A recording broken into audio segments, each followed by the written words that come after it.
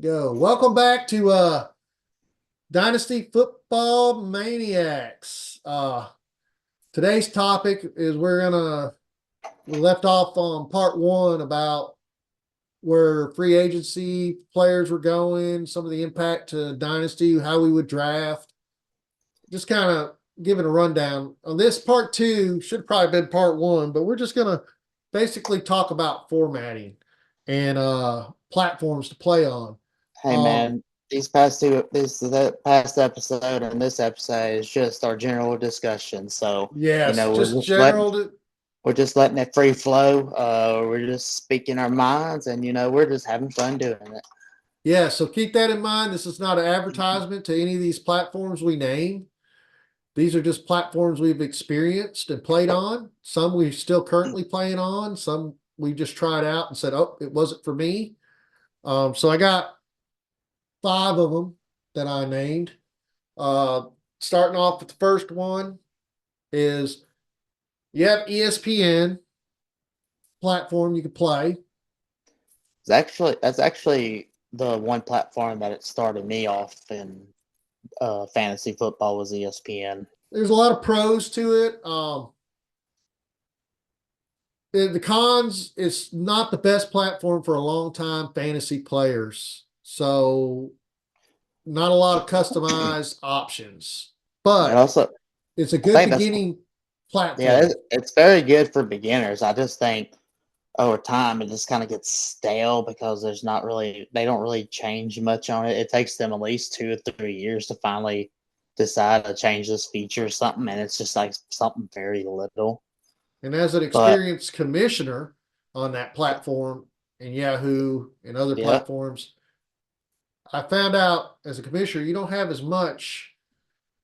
It's a lot different than some of the other platforms I'm gonna mention moving on down, but hmm they definitely need some improvements out there, and but it's a good starting base. And then the next one they have is NFL fantasy football. You can play on that platform. I did it 1 year. It was not the I don't know. Maybe it was the league I was in that I didn't stay on the platform. I wasn't a commissioner, but I did kind of like look into commissioner tools. It was going to set up a league and kind of check it out.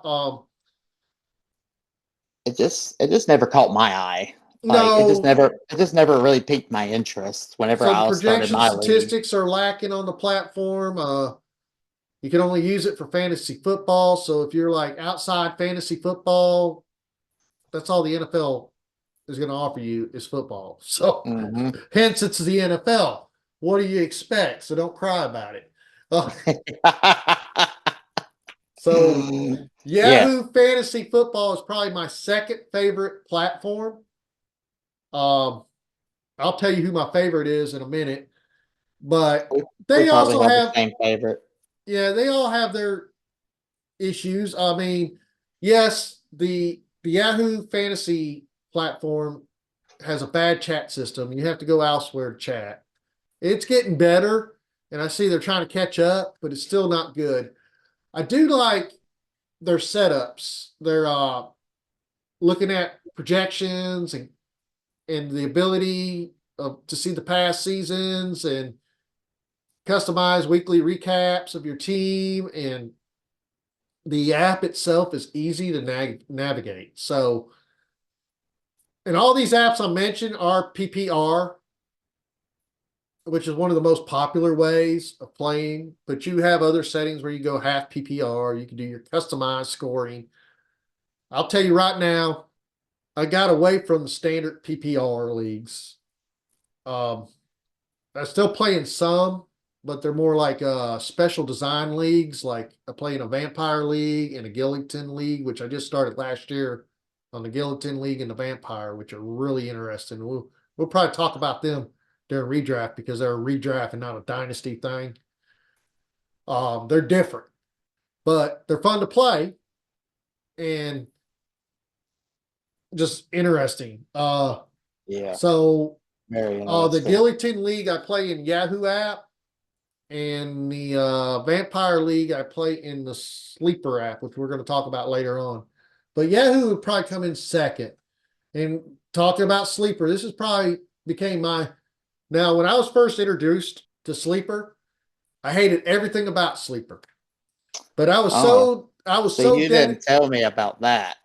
So it's learning the app made it better and understanding the capability. But I was so focused in Yahoo and I broke away from ESPN. I quit not as much, and I tried other ones in between. Like I even tried the NFL, and there's another app on here I tried that I just didn't like get into. But my first year with Sleeper, it took me a minute. I had issues with it on my phone. But then once I got off the phone and got on the computer, and as I went through the issues, I began to love this app. This is now my number one app. So as a commissioner, I can Yeah. design anything and build anything I want to do. And as a dynasty football, we have the capability to create a good football team. Like, for instance, if I'm going to play dynasty, and this is my perspective only, why would I just do offensive players? Now, if that's only your forte and you don't want to get in the depth of doing defensive players, I get it. I would still enjoy it. But I do enjoy the idea that I am managing my entire own football team. So on ours, it's like the current league I'm managing, it has 10 offensive positions. You have one quarterback, two running backs, two wide receivers, one tight end, two flex for running back, wide receiver, and tight ends, and one super flex where you can play a dual quarterback and a kicker. Some people are like, "Oh, get rid of the kicker." Kicker makes a difference. Kicker can win you a game and lose you a game. And in the NFL, they have kickers. So why are you going to get rid of them? And then on the defensive side, you have two DLs, two LBs, two defensive backs, and two flex for them, and then 25 bench spots and 7 taxi. Taxi squad is for rookies. Once you take it off the taxi squad during the season, you can't put them back on. So that means you got to drop players to the waiver wire. That is for you to hold a rookie that comes out that just sits behind someone that doesn't get to play that often. So, but we're going to get back more into how to lay that out. But I say Sleeper's probably the best. I'm only going to name 5. So the good thing about Sleeper right now is it doesn't have ads, which I believe will come soon. Everything ends up adding ads. Uh, Well, Sleeper's been around for a while, so them not having ads after all this time is still surprising. and then you got Flea Flicker. I played 1 year on Flea What Flicker, what the heck is Fleet Flicker? and there's another app for fantasy football. So it's Oh, I mean, there's other apps out there you could pick on. I think I could end up liking Flea Flicker if I looked into it a little bit more. Uh, it's easy to import the leagues from a major fantasy platforms, but now it's getting easier and easier with all the leagues. It's like if you get like certain, not advertisement, but you can get certain paid sites like PFF, I think, and Fantasy Pros, and I think you Flock or something, like all these different sites. So you can pull players in and they can rank them for you. So I mean, it's getting better across the board. Uh, and that just kind of covers 5 different platforms. So ESPN currently of 2021 had over 10 million users. NFL fantasy football had 4 million. Yahoo had 7 million. Sleeper had 3 million, and there is no reported on how many users for Flea Flicker, so it's not available. so Uh, the Sleeper has been around since 2014. yeah, they've been around for a while, but this is just 21 what they released on how many users they had. That's I never knew they were around that long. No, I didn't either. They've been around for a while, and they all have. But you got these big sites that are already big websites like Yahoo, ESPN. They dominate the market. But as you go out and explore, you find out there's other platforms to play on. So currently, I play in a league in ESPN.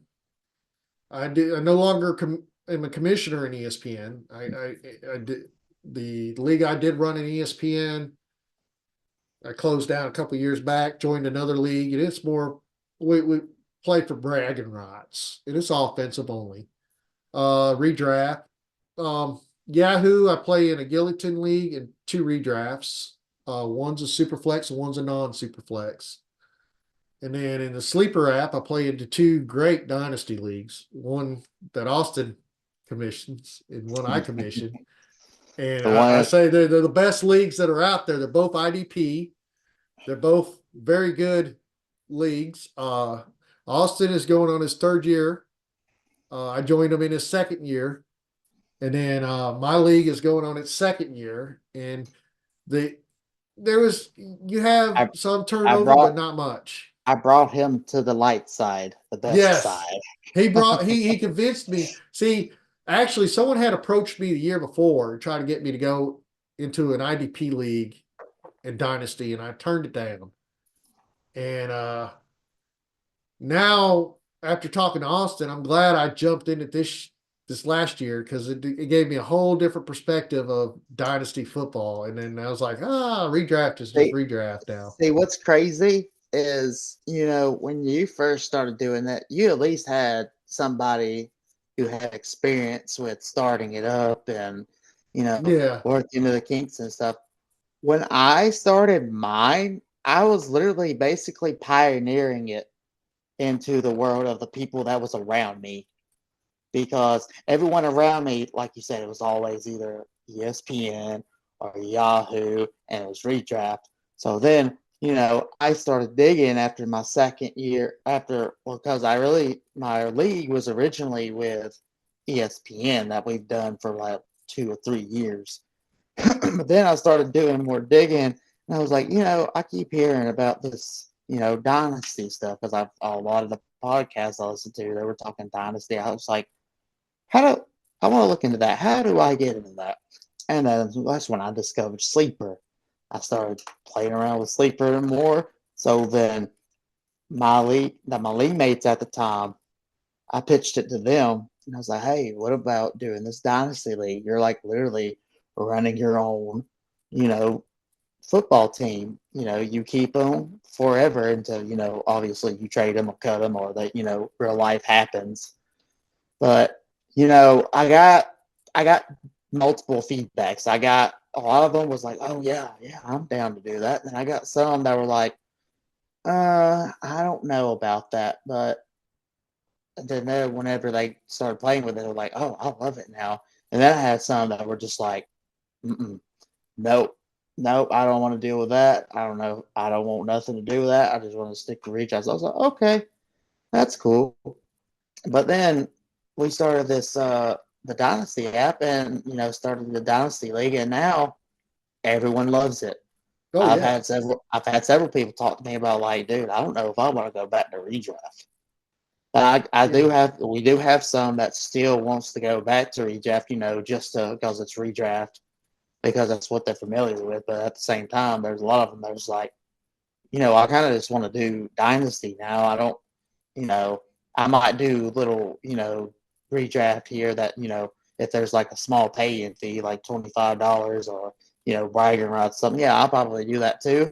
But a lot of people I talk to, their main focus now is like, well, my main focus now is my dynasty team. Like, I need to concentrate on my dynasty team. I can't worry about redraft, because my dynasty team is my baby. This is what I'm been building. And then, it got a lot better when everybody voted in IDP.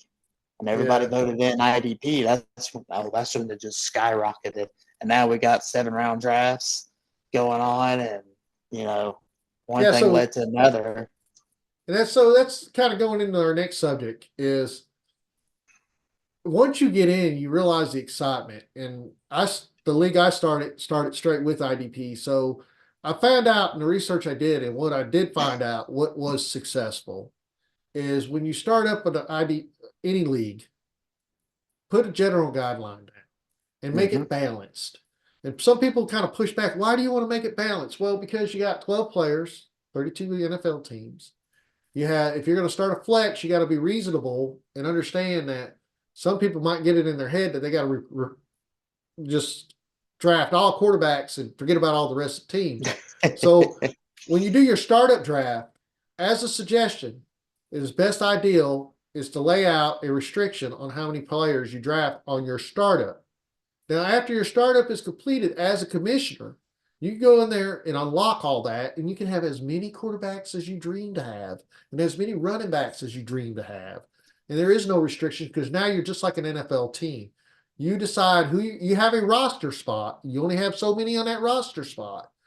So you got to understand you got to have a backup for each position. And tight ends have its own position. You can't play a wide receiver in a tight end spot. You can't play a quarterback in a tight end spot. It has to be a tight end.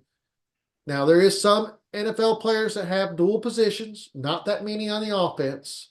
On the defense, it's a little bit more flexible, except on a position wise, like your DLs and your linebackers. A lot of them share a position. Very seldom do you get a linebacker that is a defensive back. Now there is a couple out there, just like there's a couple tight ends that play quarterback or tight ends that play wide receiver or running back. There's a fullback that plays fullback and tight end.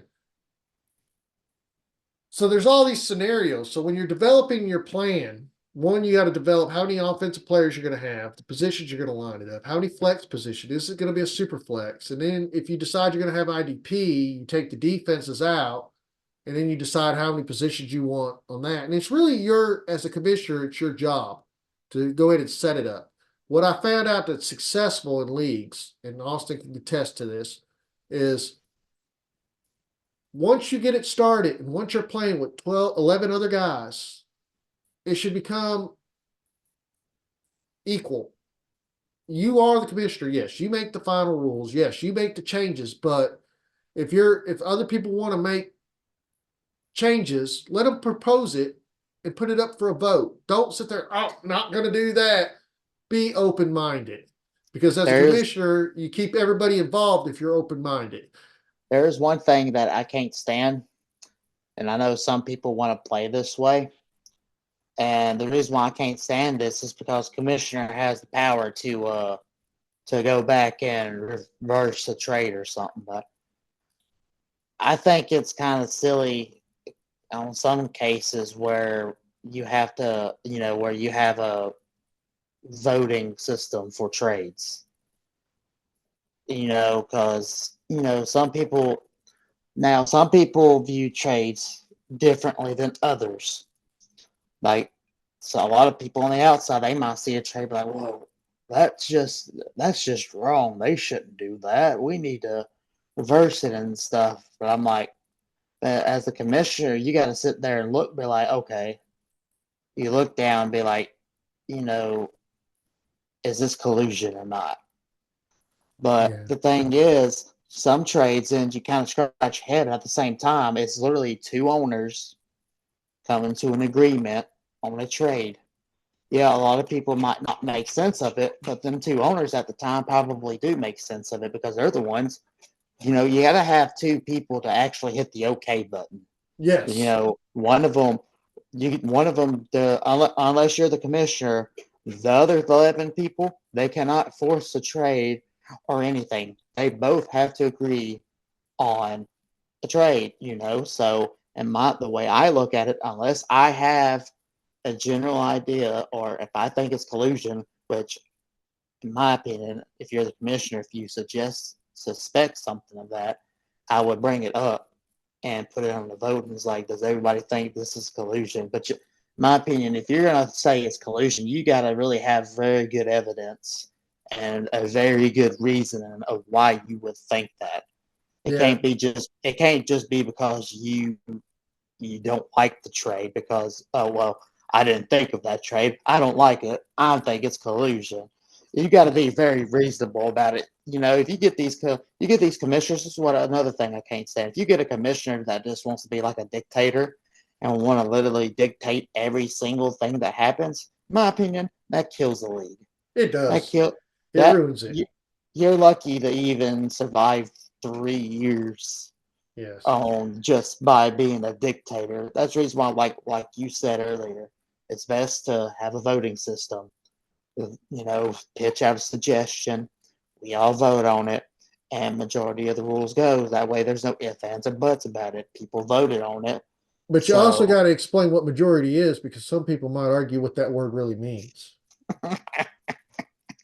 Well, them are some people that desperately need some help. Okay. All I can say, if they can't get the majority rule and understanding, I think them are the people that might need to seek some help or Yeah. actually pull up the dictionary and try to sit there and literally understand what that word really means. So another good point is, as a commissioner, and this is what Austin has done a good job of this too, is when you're creating that league, you're putting a guideline down. The guideline is just to set the league up and get it to go. And then once you play that first season, you can see you need to twerk here and twerk there. And that's where you get everybody's involvement. So like in my current league, I have several things being voted on. Basically, the majority wins. Well, just like what we did, what was it, a couple of days ago or a week ago, where we had an open discussion session where everybody shot out opinions and stuff, and we set it up as a vote, and we Yep. voted in several different things this past year. Yeah. And that's with both of our leagues. We've done that. And Yep. that's why we've been able to keep people and keep it going. Now, I do believe there's going to be a point in time, and so far I've not experienced it, but I have heard it, I've seen it, I've read about it. So I know there's a point in time in a league has to hit a reset button. And what a reset means is, in a dynasty, there's going to be a point in time where teams are going to get so lopsided because either you had people in there that just wasn't that wise in the beginning, learned, made bad mistakes, whatever, things change. It's going to get so boring or so where you want to do a reset. A reset doesn't mean you have to eliminate all the teams. There's so many different options to do that out there. And if you look, I mean, some of the ones I like is you keep your whole starting bench, you just get rid of your bench, and Or yeah, you or, could do that. Or or and it, you could do kind of like how a keeper league does, where you keep, yep, you know, keep like certain 7 players, 6 players. yeah, and then like throw everybody else in the draft pool, Yeah, and then but kind of like, when you do that, you got to leave it up to the group. well, As of a course, commissioner, oh boy, I got a phone call on that one. As a commissioner, you shouldn't make that decision for the other 11 guys. Now, in the leagues that we play in, some of the leagues are just for fun, but there is some leagues that we put money down on. So we're in a pot here. Everybody's chipping in to win the winnings. What makes it more interesting is you're not just paying out to one person or just the top three. So in our dynasty leagues, the pots are a little large. So we have the ability to pay out weekly for whoever has the highest score that week, or but and then Ralph, but huh, Ralph, isn't that just like us playing in DraftKings? that too. We might start a DraftKings up this week. Yeah, just you and me, Austin. See who's the better man. No, I'm just kidding. But Dynasty, we do the same thing. We have a pot, we throw it in there, and you have that guideline already set out. Everybody knows who's going to win what. And I, then I, also on top of that, I threw picks for some of my prizes, and I like what Austin did with his league this year. He voted in a new thing, and it's basically we, giving picks to the lower yeah, tier. well, we actually, everyone actually voted for this in too. So this is why it's very important, in my opinion. Like you said, that we need to just you need to vote, let everyone vote in for it, because if everybody majority votes in for it and agrees with it, there's going to be less, people like, well, I didn't want this or I didn't want that. I was like, well, you might have not wanted this, but everybody else did. So you can either be a good sport about it, and just you can always try to pitch to change something again next year before, because my opinion, once the season starts, changes and discussions like that are over with until Oh probably off yes, season. once the draft is completed, at that point in time, everything stops. Yep. So that's a clarity you need to let your league know when that stopping point is. Just like you have a stopping point for trades during the season, you have a stopping point of when things cannot be changed. So up until that draft timing, you should have them open discussions and say, "Hey, I would like this. I think this would be better. Hey, what about this in the future? Do you mind me writing some ideas down?" I'm great with that because one, that's going to keep the longevity of the league, keep people interested. And there is going to be people that are going to leave, but as long as you, and when that, as a commissioner, you have to be responsible. If you know someone's leaving, that's one thing I like about certain apps. You can lock a team down, meaning they can't make no trades as they're walking out the door because that could affect everything. One, getting rid of the team to another player that's going to buy, especially if it's a paid league. because Mhm. some paid leagues out there ask for that year and a down payment, and then some are on the honor system. I play in a league that's on the honor system, and it's worked. So I want to keep it that way because you know what the honor system says is everybody in there is legit. Everybody says, okay, we know we got to pay our money before the draft. We do that. And we're going to move forward. Now, I've seen a league where someone decided at the last minute, I didn't get my way, I'm not going to pay. That's fine. There's plenty of people that want to play Dynasty and jump right in there and take over. I've But had it. I've had it where somebody didn't pay me and didn't pay me that whole year or even after the season either. So they immediately got banned from my league and yeah, never I play mean, in anything again. because as a commissioner, then I have to make a decision and tell the people, hey, the pot is less this much because this player is, because I'm not going to pay it out of my pocket. It's just a headache if people don't pay. But Yeah. we've been, but actually, this past year, we've had an excellent job of everyone paying in and stuff. So, Yeah, and it's not the only paid league I run that I've done on the honor system, and they're all good. And yeah, I know a lot of the people, but I've also invited people outside of that group, and everybody's been good. And I play in groups that have that honor league where they know I'm gonna pay before the draft. And it's the rule. It's a rule. That's the only rule you don't vote on. That's just it's, if you're in a it's, paid league, it's just common sense that you got to pay your dues. That's why you're there. Now we have a league that we play for a ring. Okay. But it's your responsibility to buy your ring, not the league. So, yes, I'm a cheapskate. unless, unless, unless the league votes it in that, Yeah, yeah. you If the know, league votes it but in to pay it, but it's right, always been everybody bought their own ring. If you want the ring, that's what you're playing for. Go out and buy it. I right, wanted it in 2019.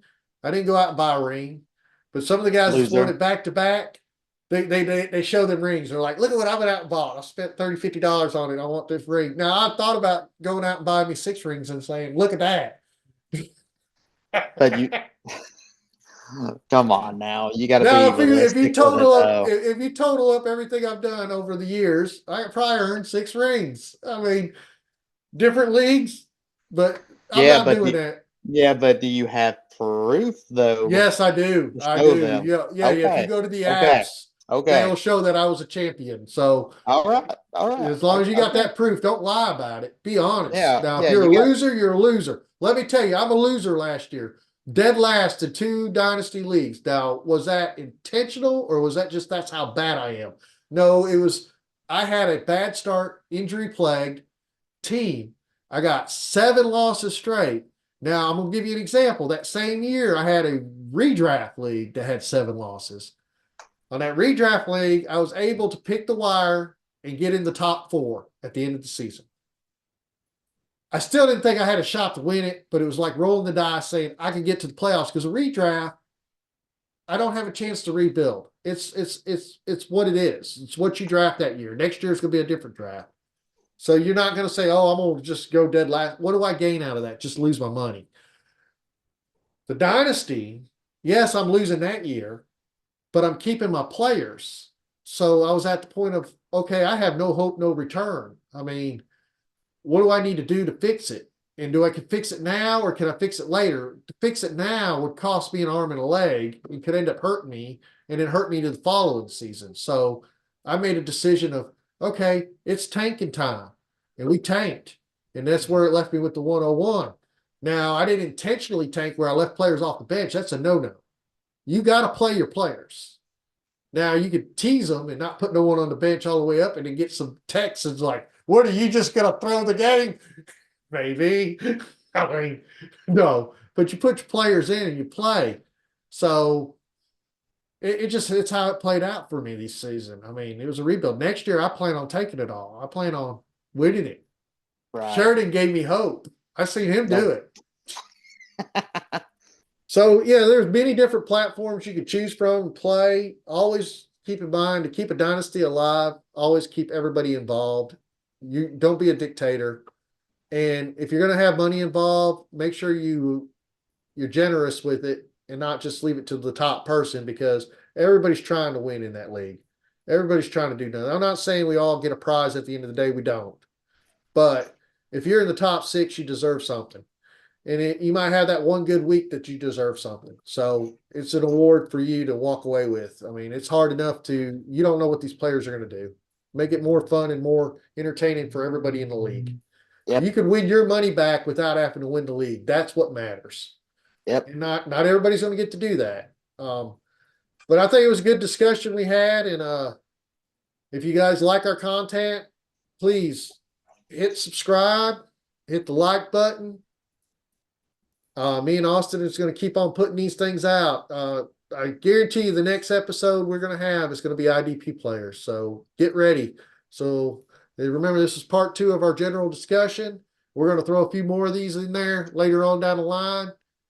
Because so much exciting stuff happened. And then when regular football season goes, our whole format's going to change a little bit just for football season because we want to stay on top of it. But right now, it's just more, where do we rank players? What do we do?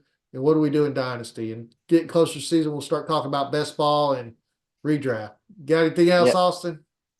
Nope. Just make sure you share because sharing is caring. Sharing is caring. Thank you, guys. Don't forget to hit that subscribe button. We need you. All right.